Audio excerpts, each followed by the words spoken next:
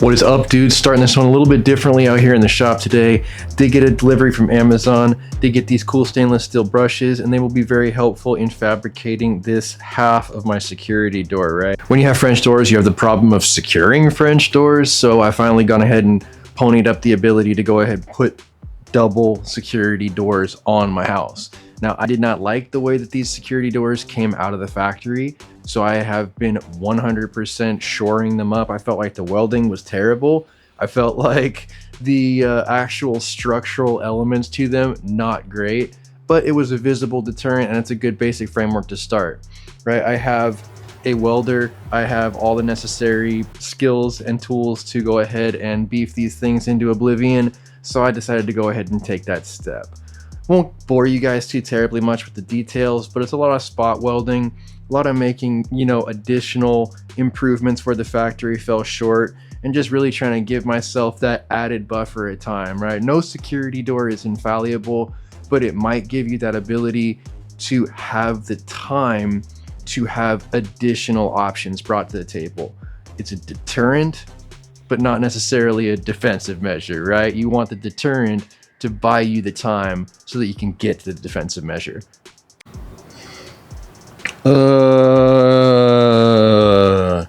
Super sick. We got the Fat Boy. We got the Tac Mag kit here. This is pretty cool. Basically, it just gives you the additional ability to store either the extended magazines that have come out recently or the factory magazine that came with this rifle in a position of readiness without actually in the gun. Really cool, not only aesthetic, but also upgrade functionality as well. That's not what today's video is actually about though. Today's video is actually about something kind of cool. I got this brand new O-ring kit here, right? I got this really cool replacement O-ring kit. I believe the brand is Captain O-ring. I'll have to go ahead and caption it on the screen. But the point of getting this was to go ahead and repair my SF30. I have an SF30 standard. A lot of people like the SF30. It was a direct replacement for the HP SS30 caliber from AEA. Nice semi-automatic offering that finally crested the 50 to 60 foot-pound of energy level in a very small diminutive package. I think when the HPSS first came out, it was a big thing for a lot of people. The SF30 definitely did follow up in those footsteps, but the regulator also brought some headaches with it. Let's go ahead and take a look at what we got. All right, so this is what we're working with. We are working with the SF30 standard. Currently does not have a bottle on it, does have the regulator on it. This is where I had my issue. Inside of here, there is that little silver piece, and that little silver piece right there is the check valve for this rifle. At least that's my understanding of it, right? And that's where I'm leaking out of. When I fill air into this port with this thread and fill probe right here, I absolutely every single time get leakage out of it after I disconnect my hose. So my goal today is to go ahead and stop that leaking and get this guy effectively and functionally back in the fight. It's a good platform. It's a decent platform, and I think it can be made great again if we just go ahead and invest a little bit of sweat equity. I mean, it was really cool for us in a couple of episodes previously, and I'd like to restore it to that point. I gotta make a quick trip to the post office to go ahead and ship some packages out for you guys, but I'll get right back on this after that.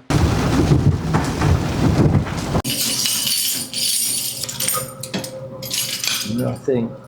All right, guys, we got every single thing here necessary to go ahead and make this into a successful project. We got our rainbow wrenches, we've got our brand new O-ring kit, we've got a secondary B camera, the venerable ZVE-10-2 to go ahead and catch up the up-close details that you guys might want to be filled in on. And we get the actual SF30 itself in front of us as well. One thing that's always made me a little bit nervous about this gauge is you can actually see a piece of the gauge inside of the gauge that has come off of the gauge. So that's kind of sketchy to me, but it's already hand tight. Let's go ahead and remove it at this point.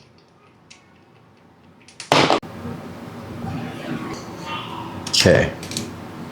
Now what we're doing here is I'm just taking out the entire valve at this point, and I'm removing the entire grub screw because I'll probably forget to tighten it if I don't, right? I'm that kind of guy. So pull out the entire assembly here. You can see it's got a couple of O-rings on there. It's got a hole in the middle. It's this guy, right? It's where the air actually flows out of it. Usually a check valve inside here on unregulated stuff, but right now our check valve is going to be located. That's your guy. Now, I really, really like these security bits for this task because these security bits do go over that center nipple and also fit that flat slot on the left and right of that actual check valve itself. So I'm just going to go ahead and put this in a T-handle real quick because I think T-handles give you the best leverage. Then I'm going to go ahead and try and remove this check valve for you guys.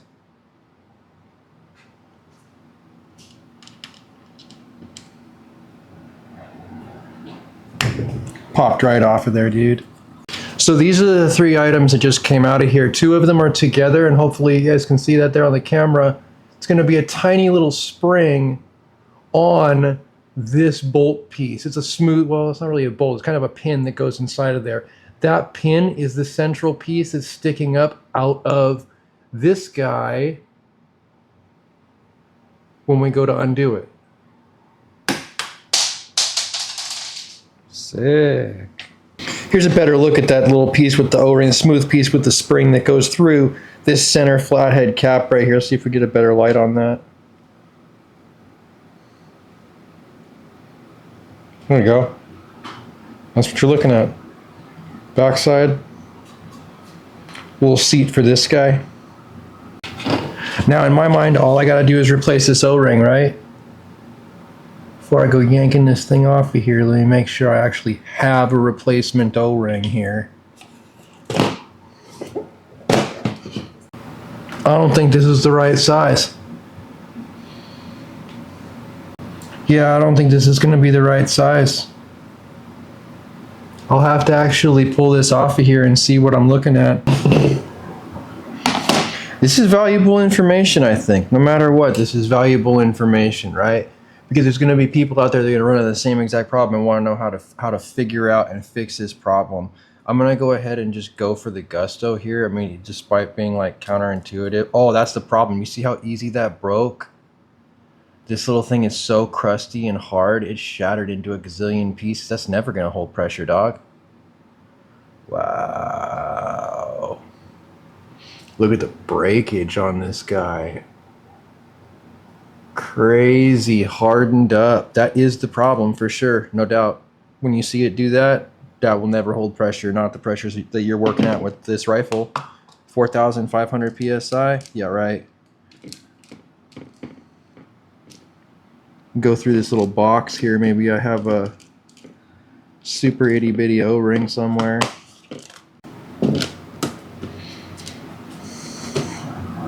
This little one I found is just a tiny bit better. I'm gonna see if this might work. If it might work, we might be in business. You never know, right?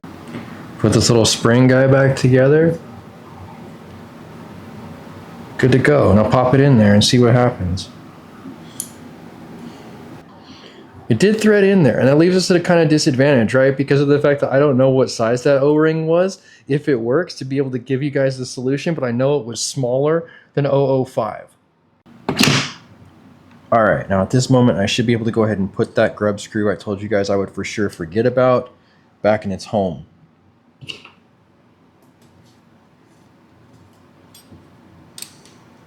Very careful, you do not want to strip these aluminum receivers. Pretty much if you strip one of these aluminum receivers, gun's ruined. And it's a choice. If I go a little bit further past this, I could strip this. I don't want to do that. Spin our gauge back in. For me, this 24mm wrench always been a really great option as far as tightening down the gauge itself. Nice 6-sided tool, really gives you good purchase. Oh, super. Factory air tube, 4,500 psi aluminum cylinder that came with the gun.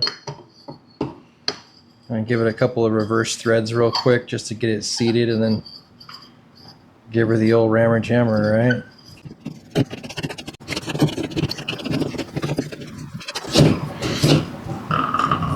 Alright, waste not, want not, put our O-ring back where it goes, close the box up for future projects.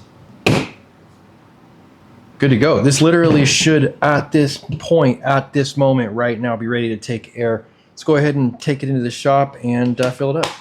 Alright, back out here in the shop, ready to try and fill it, back where we started, right? Screw and fill probe is cool. I think they should do that with all their guns. Yeah, she's filling.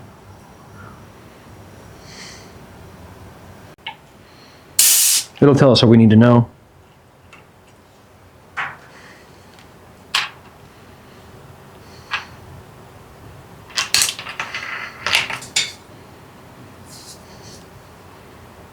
No discharge of pressure when I remove my thumb. That's definitely a good sign that it's actually a valid fill. I might have spoke too soon, guys.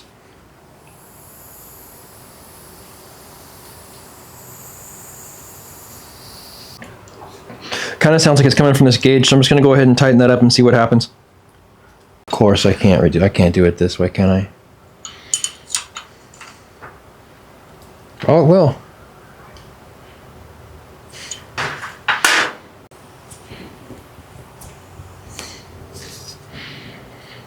Trying to figure it out. It's basically coming from right here at this gauge right here. I think I'm just going to degas the rifle completely and see what I see underneath there.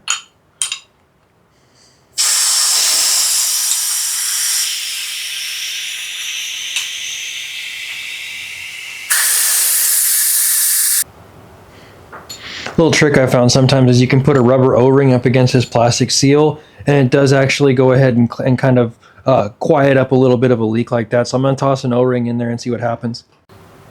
Little tiny green O-ring.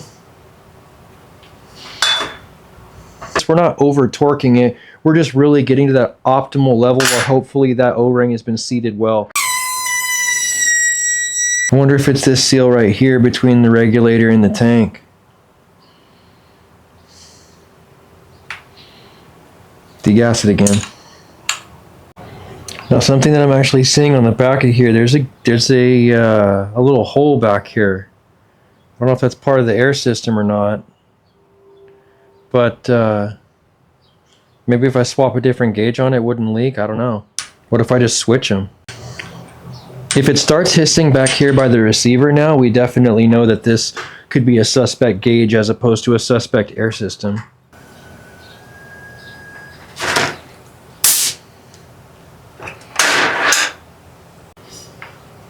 It's actually worse now.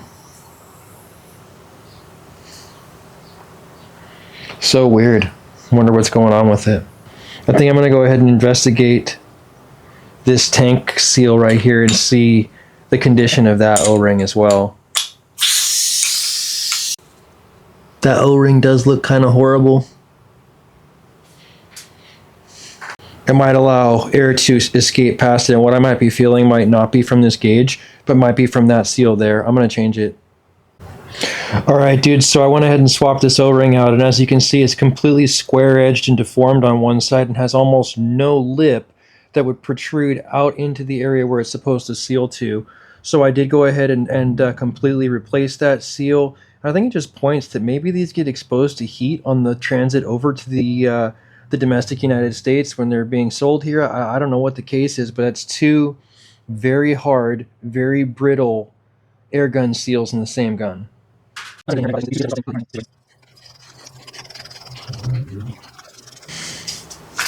Oh yeah, you could definitely feel more engagement resistance on this O-ring than on the previous O-ring. That's good.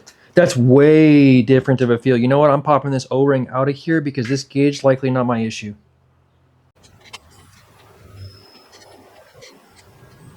Let's check it.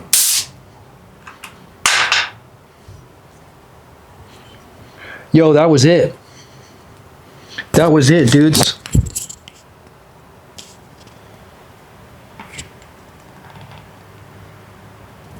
%. This is so cool. I'm so glad I was able to find a solution, because now maybe other people are having the same issues and maybe they have the same problem that I'm having and can fix it like this. This is good. Give her a quick test fill. Go to like 2,500.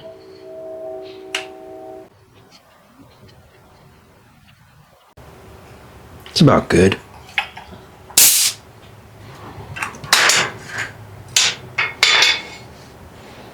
That's where she's at, dudes. I gotta tell you, my excitement was validated. There's no leaks here. This is definitely my mic, right? I mean, it's listening, it's hearing nothing. This is good. This is way better than when we started out. I'm happy. All right, moment of truth. Looks really solid, dudes. Looks really, really, really good. I'm really happy with this. Now basically, except for the lack of a full fill, we're only at about 2,200 PSI. basically, we are ready to go ahead and utilize this air rifle as intended at this moment. I can't believe it, right? It's been amazing. It's been kind of a long trip, but we've finally gotten back to the point where we're able to go ahead and use this as the factory intended. I've got no leaks, got no problems with my regulator. I don't have anywhere hisses or problems or noises anywhere. All in all, extremely successful as far as I'm concerned. I can't ask for more